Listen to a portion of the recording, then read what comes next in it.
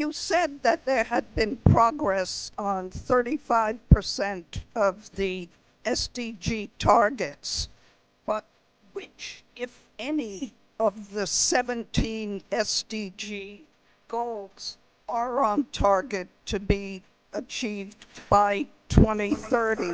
कबीरदास जी का एक दोहा काफी प्रचलित है। एक अकेला थक गया, भीड़ करे सहाय, संगत के शक्ति से कठिन कार्य बन जाए। अर्थात एक अकेले इंसान की ताकत सीमित होती है, परंतु मिलकर काम करे तो असंभव सा लगने वाला कार्य भी संभव हो जाता है। नमस्कार, मैं हूं पीयूष अवस्थी और आप देख रहे हैं सीयू पंजाब। आज हम बात कर रहे हैं सतत विकास लक्ष्य के अंतर्गत आने वाले आखिरी और सबसे महत्वपूर्ण लक्ष्य की। कल्पना कीजिए, आप अकेले जलवायु परिवर्तन से लड़ने की कोशिश कर रहे हैं, या फिर गरीबी को खत्म करना चाहते हैं, या फिर बिना किसी सहायता के गुणवत्तापूर्वक शिक्षा हासिल करना चाहते हैं। असंभव लगता है ना? यही वजह है कि पार्टनरशिप फॉर गोल्स आज भी अस्तित्व में है।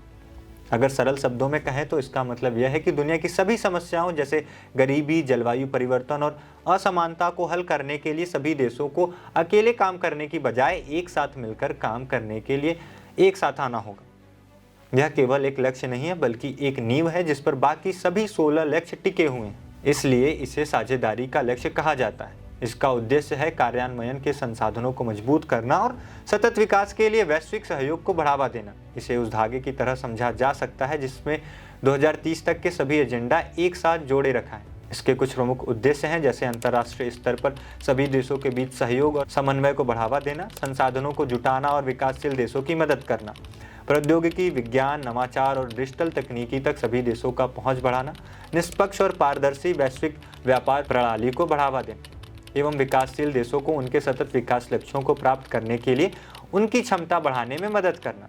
लेकिन चुनौती बड़ी है। वर्तमान में एसडीजी फंडिंग का सालाना अंतर 2.5 से 4 ट्रिलियन डॉलर के बीच है। 2024 में आधिकारिक विकास सहायता दर घटकर 212 बिलियन डॉलर रह गई। लगभग 40% विकासशील देश गंभीर ऋण संकट से झेल रहे हैं। वहीं डिजिटल विभाजन भी गहरा संकट है। कुछ देश एआई और हरित प्रौद्योगिकी में आगे बढ़ रहे हैं, तो कुछ देश ऐसे हैं जिनके पास इंटरनेट जैसी बुनियादी सुविधाएं भी नहीं है। इसके साथ ही भू राजनीतिक तनाव, राष्ट्रवादी नीतियां, जलवायु संकट और महामारी के बाद दबाव साझेदारी की गति को धीमा कर रहे हैं। फिर भी उम्मीद अभी बाकी है। उदाहरण के लिए गवी अलायंस ने WHO और यूनिसेफ के सहायता से 760 मिलियन बच्चों को टीकाकरण लगाकर 13 मिलियन जानें बचाई हैं। ग्लोबल पार्टनरशिप फॉर एजुकेशन ने 70 देशों के 160 मिलियन बच्चों को स्कूल भेजने में मदद की है। वहीं भारत और फ्रांस के अगुवाई में बना इंटरनेशनल सोलर अलायंस अब तक 124 देशों के साथ सौर ऊर्जा संसाधनों को बढ़ावा दे चुका है। इन सफलताओं से साफ है कि जब हम साथ काम करेंगे तो असंभव सा लगने वाला कार्य भी संभव हो जाएंगे, जिसके लिए हमें चाहिए कि हम तकनीकी का हस्तांतरण, इनोवेशन हब और डिजिटल स्किल प्रोग्राम पे काम करें। इसी के साथ वैश्विक शासन में सुधार और निजी क्षेत्र की सक्रिय भागीदारी भी जरूरी है। तो सवाल यह नहीं है कि क्या हम 2030 तक एसडीजी हासिल कर पाएंगे। सवाल यह है कि क्या हम साझेदारी का रास्ता चुनेंगे या अकेले भविष्य का सामना करेंगे। विकल्प हमारा है और भविष्य भी। कैमरे के पीछे हमारी साथी हरनी, मैं हूं पीयूष और आप देख रहे हैं सीयू पंजाब।